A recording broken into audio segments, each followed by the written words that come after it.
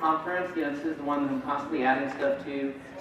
Every now and then there's always that fun link that somebody clicks on and they're like, this page doesn't work anymore, so I'll go and take that down for you guys. But if you go to that link, bit.ly/Donnie's resources, it'll take you to the page that we'll be kind of walking through. I mean, the way that I run this, my advanced guide to Google Classroom session that we're going to be doing this morning, I run it kind of like a play along at home session, I think might be the best way to put it. Because when you title a session, an advanced guide to Google Classroom, there's typically three kinds of people who show up. One, there's that person who's been using the tool for maybe like a year or two, and like they've seen that make a copy for each student button, and they're like, okay, that's really cool, but like what else can you do with it, right? Then there's always that like super geeky person who's like, oh my gosh, I code all my own spreadsheets for Google Classroom, and every other person in my district like envies what I'm doing. And then the third type of person is that person who just is sitting there right now saying, I'm in the wrong session. And it's 8 a.m. We're off to a good start today. But if you go to that link, bit.ly/Donnie's resources, it'll take you here. Fun little pro tip, by the way. You know how sometimes in Google Chrome, maybe this has happened to you before, you know that little X that every now and then you'll accidentally close out, and then you have to do that awkward like, okay, how do I get back to that link? Fun pro tip, if you right-click on any tab in Google Chrome, and then scroll down to where it says Pin Tab, and click that, it kind of shrinks it down like that where you can't accidentally close it out anymore. And if you want to get rid of it, you can press Unpin Tab, and press the X to make it go away, all right? And another fun little fact before we kind of jump in here. If you ever want to open up a tab that you accidentally closed out, just remember the words Control, Shift, and then the letter T, and it'll open up any of the previous tabs that you had closed. As a matter of fact, if you keep pressing Control, Shift, T, it'll open up the last 50 tabs that you closed out. So, all right. So one more time, I still saw we had some 8 a.m. people hopping in. If you go to bit.ly/Donnie's resources, this is the page that we're using. Maybe go ahead and bookmark it. That way we can get back to it as we go. Now, the way I run this session is it's kind of like a play along. You got it wrong. It's a play along at home session. So I know that all of us, if you're in here, you probably are already using Google Classroom. So what I'd like you all to do, just on your devices, I see some of you have your iPads, some of you have your MacBooks, your Chromebooks, whatever it is. If whatever kind of device you have, just go ahead and open up another tab, and I'd like you guys to go to your Google Classroom page, right? Go to your Google Classroom page, whichever classroom you use, whether it be a class that you're currently teaching, maybe it's one that you're setting up for the next 9 weeks, maybe it's one that this is the first time you've ever used Google Classroom and you'd like to go ahead and just kind of open it up. Let's go ahead and kind of do it.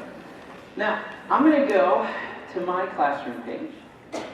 Go to my classroom page here. You know, I teach 5th grade. My name's Donnie Piercey. I've been teaching 5th grade for the last 13 years. Maybe some of you, if you were here at iTech 2 years ago, you might have heard Dr. Buddy Berry speak. Anybody went here? So Buddy's my former superintendent, so you know, kind of a cool guy. Kind of tight, I guess. But anyway, so in classroom, right? When you go there, I'm just going to go ahead and open up the class that I'm currently using, right? Now. The way I like to run this session is I like to show people in classroom cool, fun things that they probably didn't know how to do. Then I'm going to give you a couple of minutes to kind of play around on your own, maybe like, hey, I'd love to do that in my classroom, you know, give you some time to kind of set it up.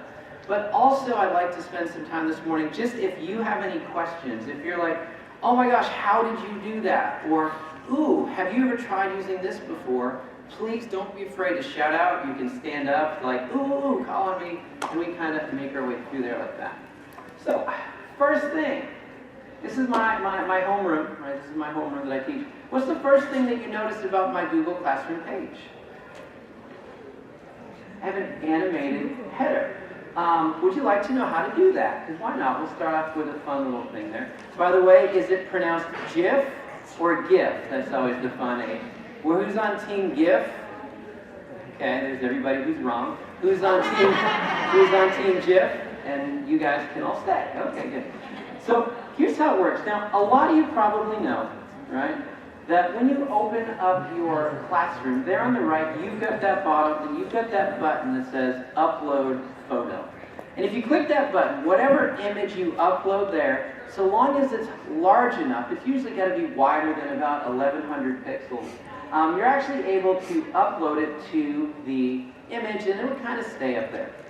Now, however, if you can find a GIF file, that's wide enough that fits the content for your particular class, you can actually upload that GIF file, and you're actually able to make it be a part of your classroom, right? So I like my American flag one, so I'm going to keep that one there. I'm actually going to go to my math class. I'm going to go to my math class here, and here's how you do it. I'm just going to do a quick Google search. We'll just search for math GIF.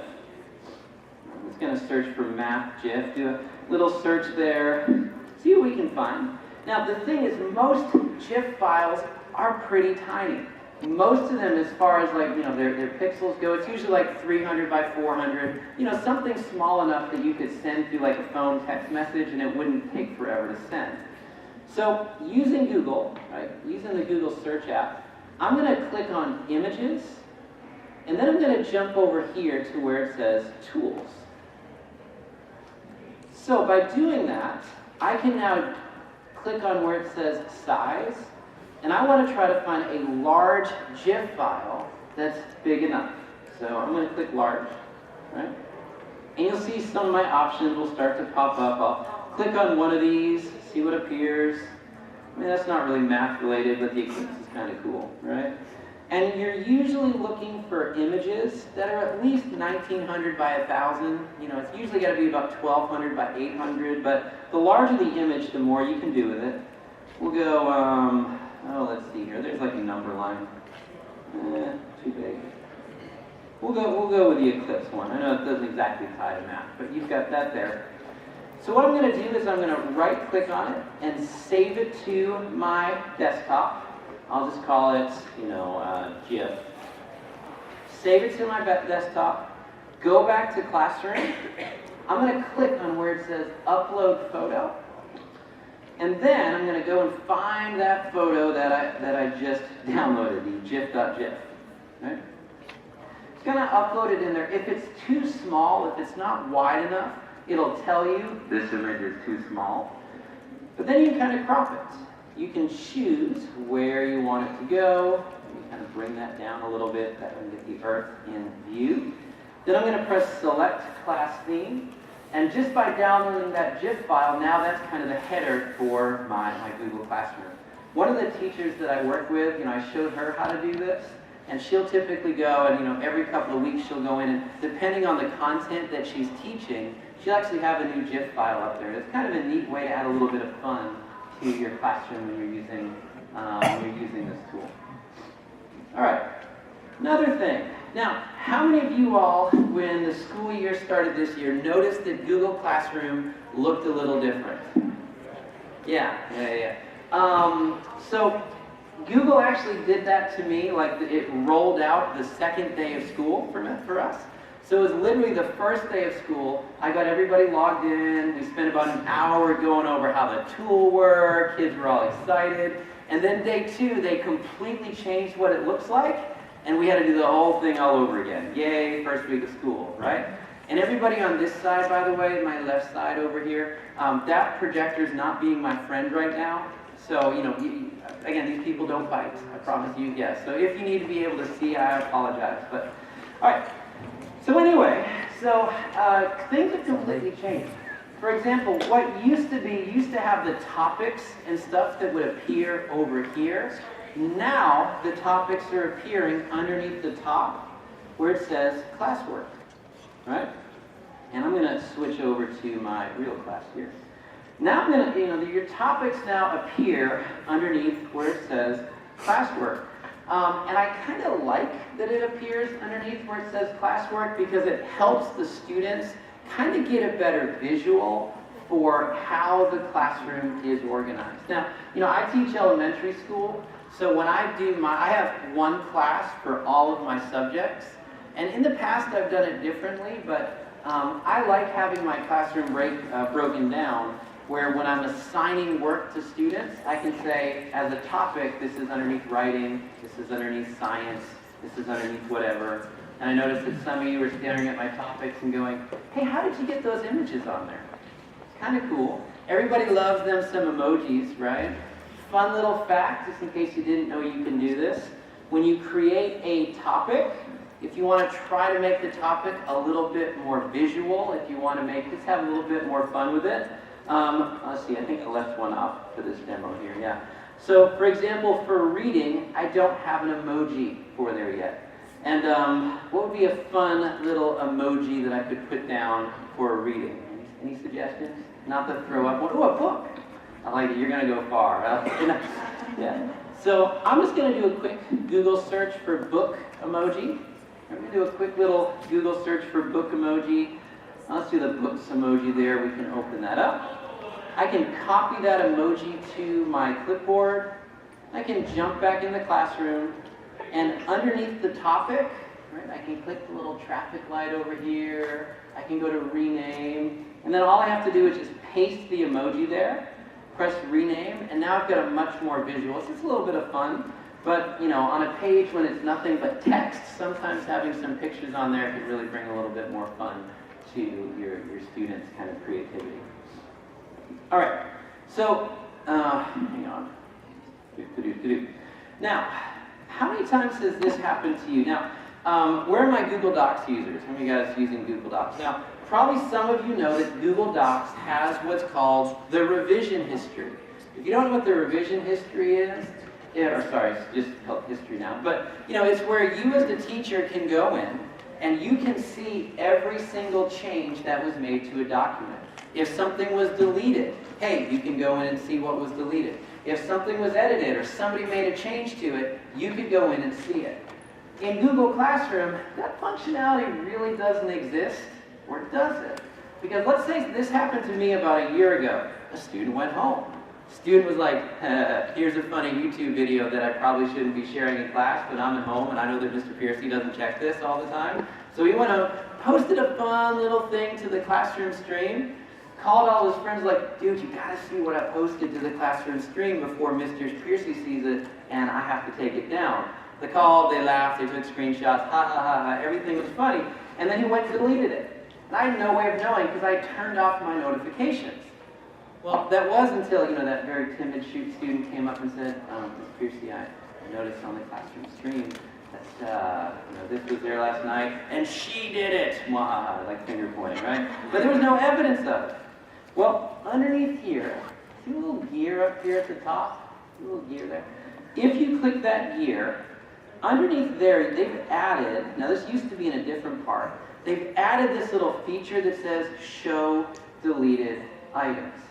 Now, know when you click the button that says Show Deleted Items, that does not make, I can close that out, that does not make deleted items appear on everybody's in the class stream. That makes it where anything that's been deleted, you as the teacher will now be able to see, first off, who posted what, who deleted it, and at what time.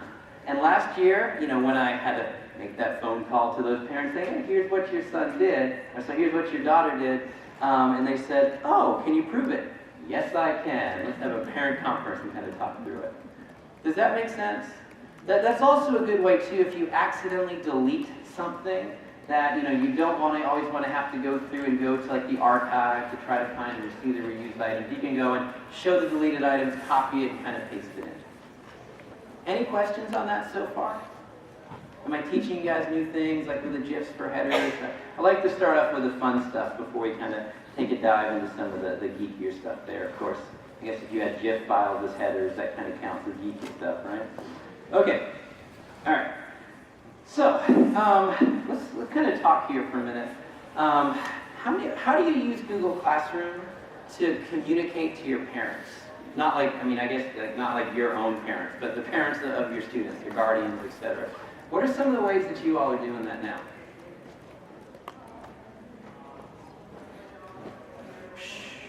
8 a.m. on Monday, right? Yay. Well, I mean, I don't, but I know some of my students, if I go into the people or whatever, Yeah. they will say their parents, like, Yeah. so I assume that means they connected their parents to it, because it won't be all of my students who do it. Yeah, so there is what's called the parent guardian summary, which I'm going to show in a minute, because I think about half of us have probably seen it, half might not be using it. How else do you do it?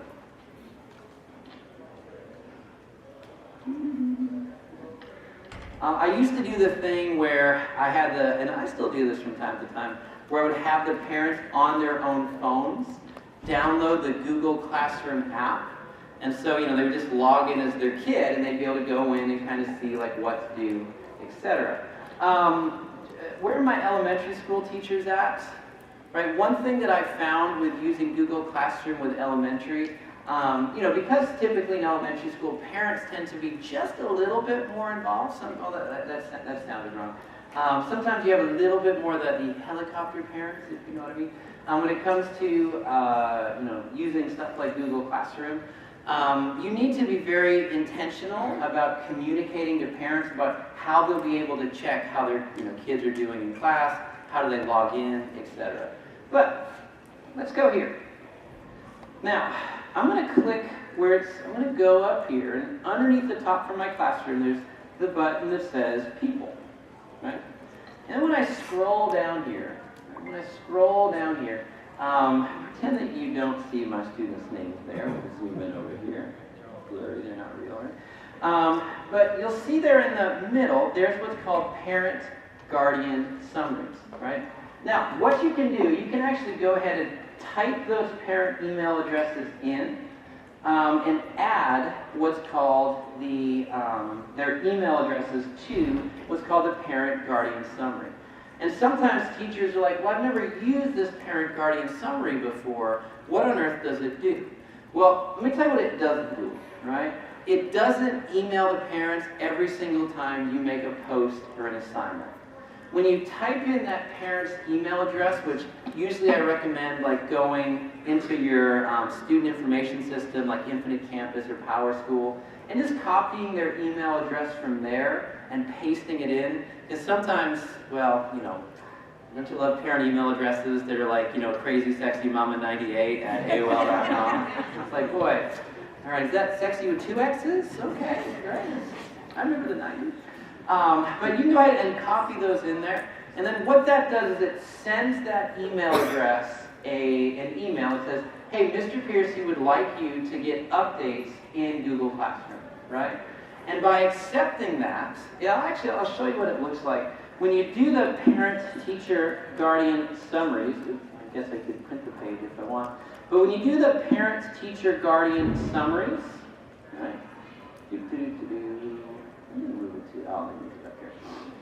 When you do the parent guardian summaries, what's sent to them looks like this. Now this is a pretend one. This is a pretend student, Felix here. The first thing that they always get, and usually it's sent once a week, they get an email like this. It'll say, hey, here's everything that your child hasn't done over the last week. Here's stuff that has not been turned in right. And note, that only works with things that have specific due dates on it. That'll be marked as late. It'll also show them things that are still up and coming. And then it'll show them every single post that you as the teacher have made in Google Classroom. Does that make sense? And this is sent to the parents every week. Now, know that when you type in a parent email address into that parent guardian email address is now associated with that student forever. So if there's another teacher in your building who's using Google Classroom, and I think somebody over here mentioned this, said, well, I didn't type in that email address, but it's on there, right? That means that somebody in the past has added that parent email on there, so they're always going to get updates about their child. And know, by the way, too, when it comes to this, you know how sometimes we as teachers, we get behind on our grading? Isn't that fun when we fall behind on our grading? Know that it'll let them know that, hey, this hasn't been returned yet. So it's kind of a little nice kick to make sure that you keep up with your grading and such. But the parent email guardians, it's a nice way of doing it. Just know that through the parent guardians, it does not post grades in there. It doesn't have an attachment that says, here's how your child did on these specific assignments. And they kind of rely on the child to be able to log in at home to be able to see how that goes. Now, that's one way of communicating with parents. But my guess is that in your classrooms this year, you might have 1 or 2 or 10 parents that are always kind of, hey, how's my child doing? How's my child doing? When's this due? When's that due? And you might be getting kind of sick of emailing them just about every day saying, hey, yeah, so that assignment's still due tomorrow, here's the new thing, etc. Well, I'm going to teach you guys a little hack that you can do. How many of you guys are currently using Google Calendar? Are you using Google Calendar? Yay, high five. Now, in case you didn't know this, my voice just totally squeaked there. I'm going to open up a new tab, and I'm going to go to, yay, Central Time Zone, right? And I'm going to go to Google Calendar. Now, here's what you need to know about Classroom. Probably a lot of you have noticed when you're in Classroom, right? Up here, when you click on the 3 hot dogs in the top left, right? You've got a little option that says Calendar. And when you click Calendar, it'll pull up any due dates that are coming up. Like my students, you'll see this Wednesday have their geography questions due. And I can even click on that assignment, and it'll take me directly to the assignment to be able to see how my students are doing on it so far. But here's the thing. This little calendar that's kind of embedded into Google Classroom, where is Google getting this information from? Like where is this calendar appearing from? Well, it's all underneath Google Calendar here. Right? If you've never been to Google Calendar before, it's just at calendar.google.com. And if you look here on the left, let me kind of scroll down, you'll see that every class that you've ever made has its own specific Google Calendar. Now, here's what you need to know about Google Calendar. It's kind of like a Google Doc. You can share it with one person. You can make that Google Calendar public where, hey, anybody who clicks on this link will be able to see what's on this calendar. You can even embed that calendar directly onto your class website. So here's what you can do. I'm going to jump over here. And here is my, my Mr. Piercey's class. This is my calendar right there. I'm going to click on the three. People call it the traffic light, but I like to call it the Dippin' Dots because I like food. Remember Dippin' Dots?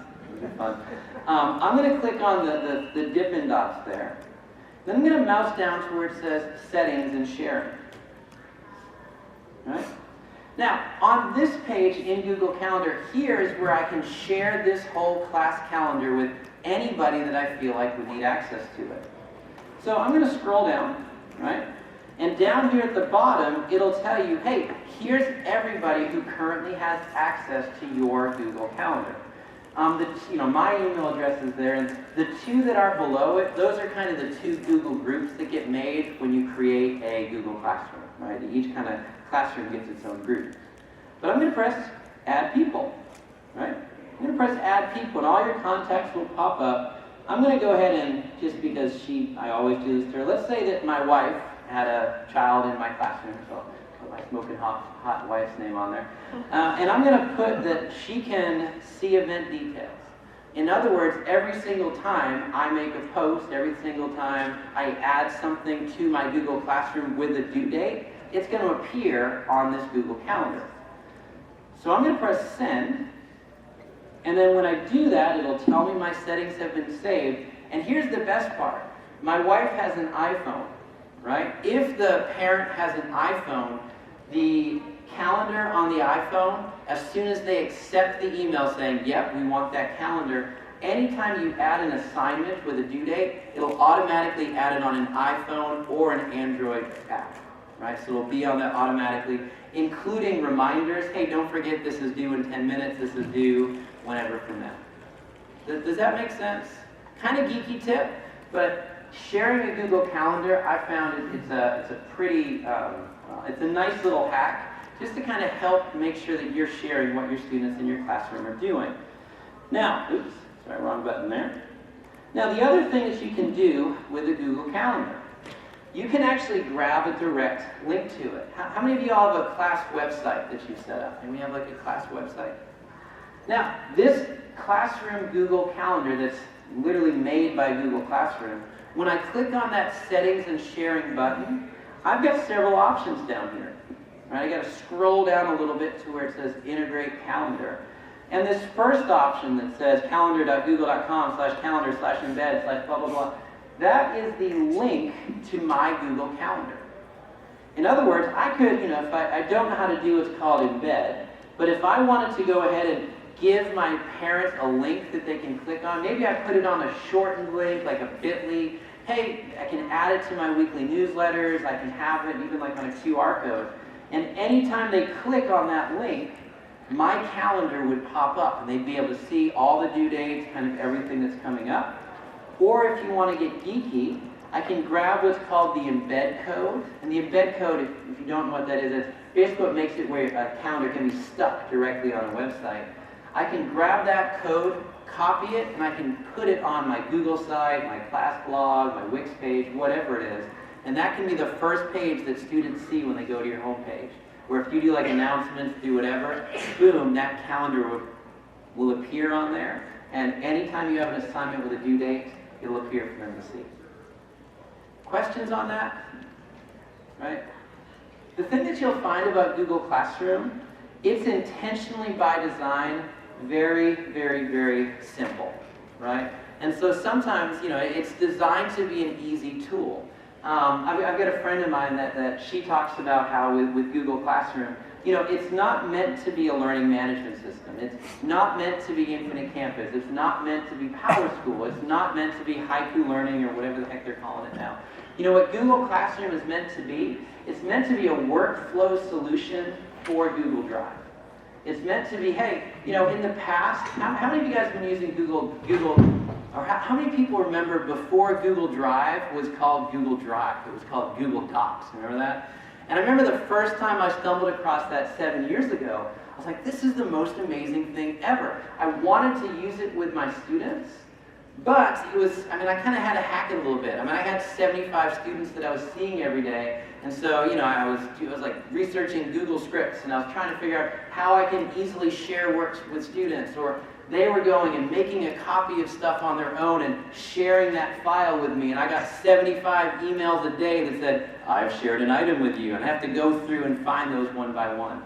But I like to say that Google Classroom, it's not a learning management system. I'd say it's better. Because regardless of what learning management system your district is using, Classroom is meant to be a supplement to hopefully save you some time in the long run. Questions so far? Yes, sir? So just to clarify, if you invite parents, they get those notifications on a weekly basis, or do they have a choice? So they have a choice. I'm sorry, I misspoke earlier. But when you use the parent-guardian summaries, it'll ask them, do they want daily summaries or weekly summaries? And depending on which one they choose, most parents, they don't want, they don't like spam in their inbox either. But most parents choose like the weekly ones. And I believe it comes on Friday. I forget offhand now that I'm up here talking. It's either Friday or like Sunday night when it gets sent.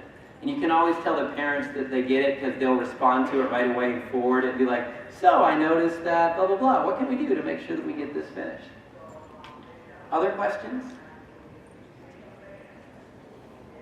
All right. So I have to admit, this is my first time to Iowa, with the exception of flying into, like, we did an event in Lincoln, Nebraska last year. Everybody in Iowa is really nice. And then I found out that there's something called Iowa nice, right? But then I learned that Iowa nice is actually people are really nice. And I also learned, just a little aside, you guys really love ranch dressing, and I haven't figured that out yet. But like when I was trying to eat sweet potato fries last night and people were pushing ranch dressing on me, I was like, I'm good. But then they forced, it was really awkward. But anyway, it was fun, I guess. All right, so let's talk about workflow, right? I mentioned it at the start. When it comes to using Google Classroom, probably most of you have figured out that, and probably most of you doing, if you want to make an assignment, you've probably done something like this. You've gone to maybe Google, you've gone to Google Drive, you've made a blank document that, you know, might be a previous template of yours. You know, you call it like, let's write a haiku. You know, you'll put that title up there. Maybe you'll go ahead and put like a format. Let's go. You'll put like a blank table or something in there where we'll be able to type it. You know, basically you'll make your template. Then you've gone to Classroom. Click on where it says classwork, which again, I've been told, I mean, I didn't say this, but I've been told that they're soon moving you'll be able to create classwork on the stream again, which would be nice, instead of always having to go to the classwork page.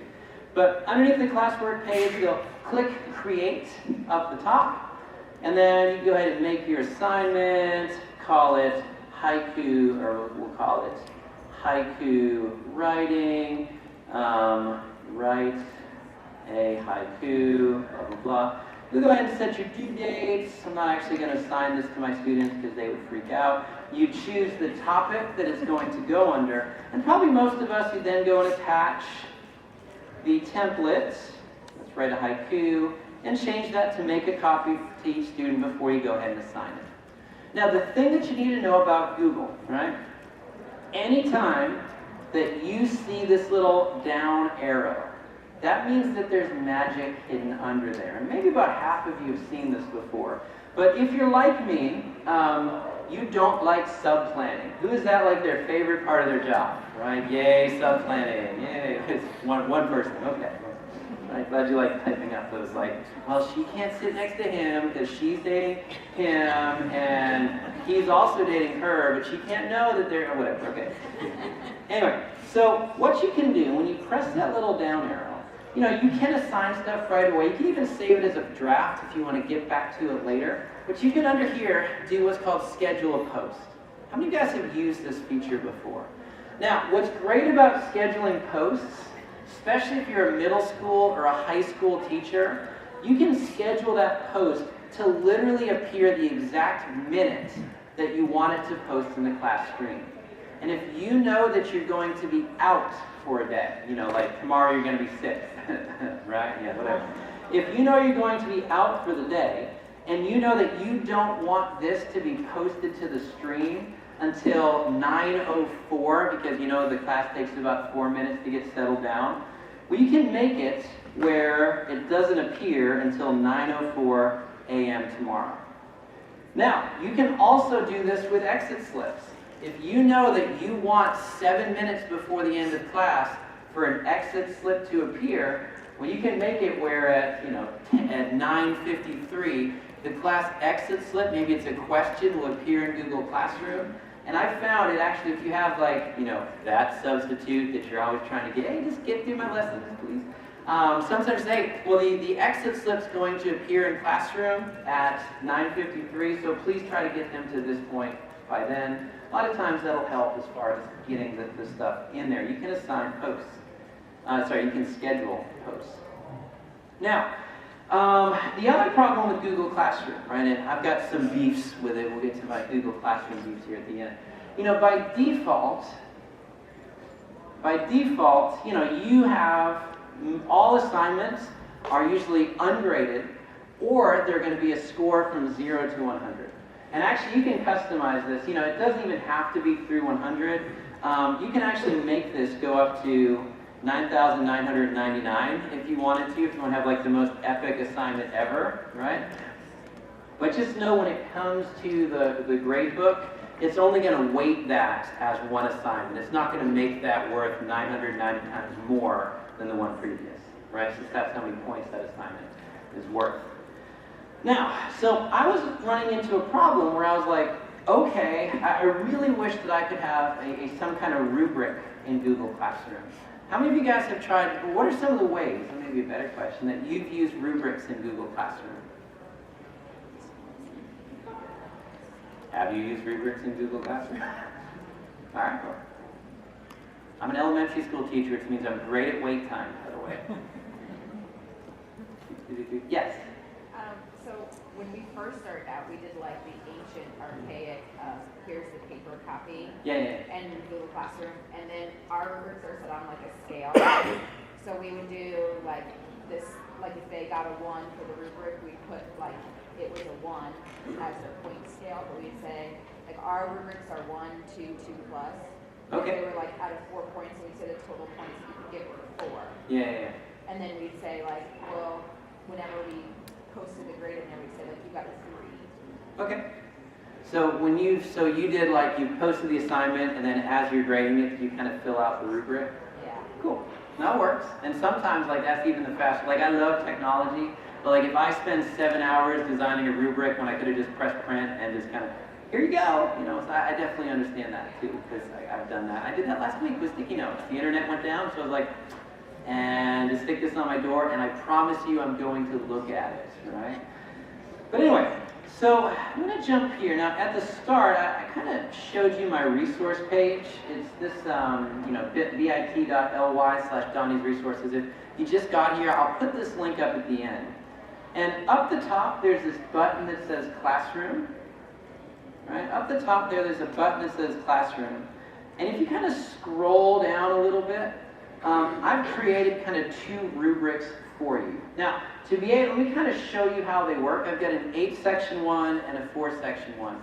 And the idea behind it is these rubrics are things that you can attach onto lengthier assignments, that you can press make a copy for each student. In other words, each student gets their own copy that's attached on that they're going to see, oh, here's how I'm going to be graded on this assignment. So to get it open, you kind of have to mouse over it and then press in the top right-hand corner that little arrow, right? And it'll, when it gets open like this, if you want your own copy of this, just press File and then Make a Copy. And you can actually copy that directly to your own drive if you want. And again, it's still saved on the page if you want to get to it. Now let me show you how this works. The idea is, I would then go into, I'm on the wrong page here. Anyway, so the idea is you would then go into your classroom. Hang on 1 second, I need to fix something. Go here, do a hack here real quick. Copy that, do this on my school account, that way you guys can see how this works.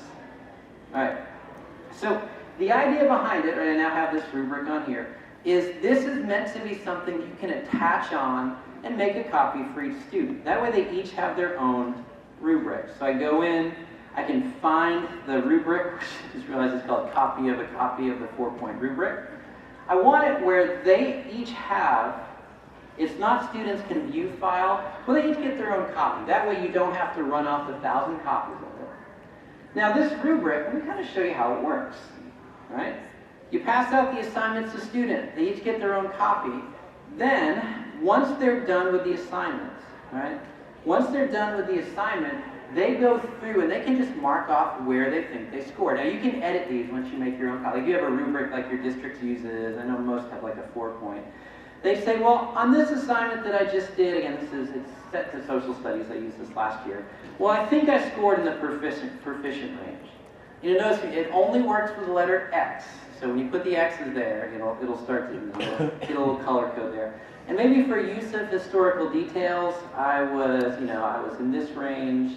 Maybe for demonstrating a knowledge of learning, I was kind of in this range.